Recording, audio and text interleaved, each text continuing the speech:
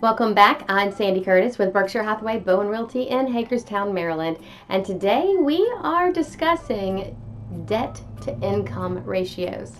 So let's get started.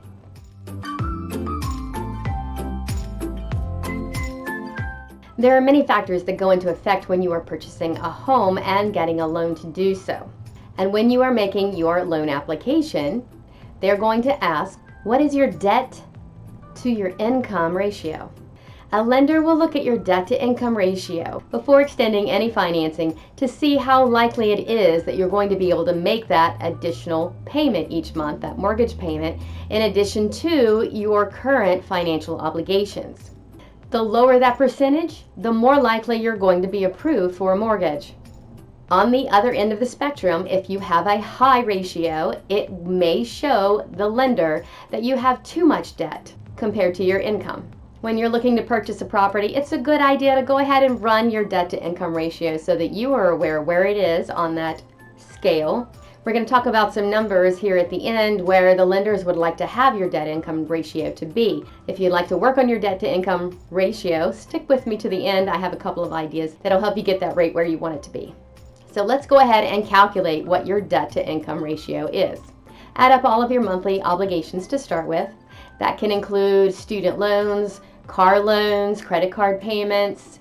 If you already have a mortgage on another property, you would include that if it's relevant. And of course, child support, just to name a few things. Anything you spend money on monthly. So you're going to take all of those numbers, add them all together, and that is your monthly expenses. We're going to take the number that we just added up, all of those expenses that you have every month, and you're going to divide it by your gross monthly income. Gross monthly income is the amount that you make before you pay taxes and any other deductions that you have being taken out of your check every month. Something to note is that your debt to income does not actually affect your credit score. Looking at your debt to income ratio helps lenders figure out whether or not you can afford to buy a house, and if so, how much house can you afford to buy?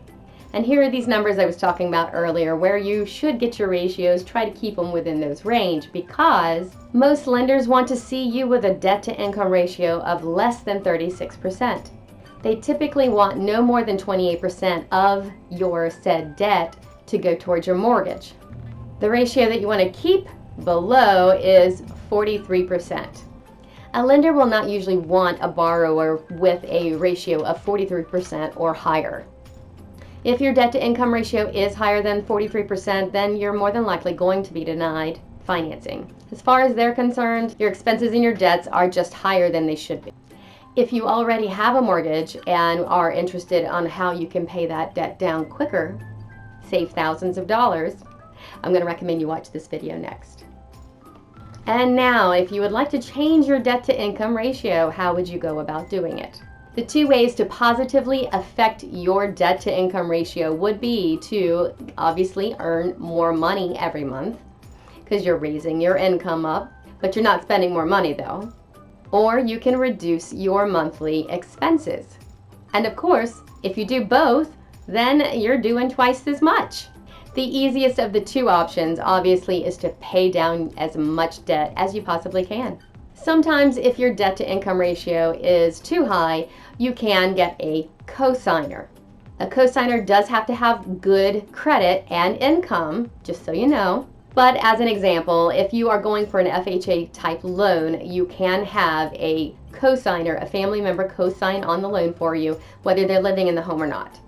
If you do have a high debt to income ratio, higher than the 43% or higher than the number you feel is an acceptable number, step back from purchasing a property, sort out the finances, get it squared away, get that debt to income ratio down, and then try again when you're ready.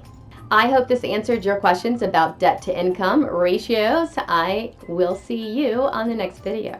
Thanks for watching.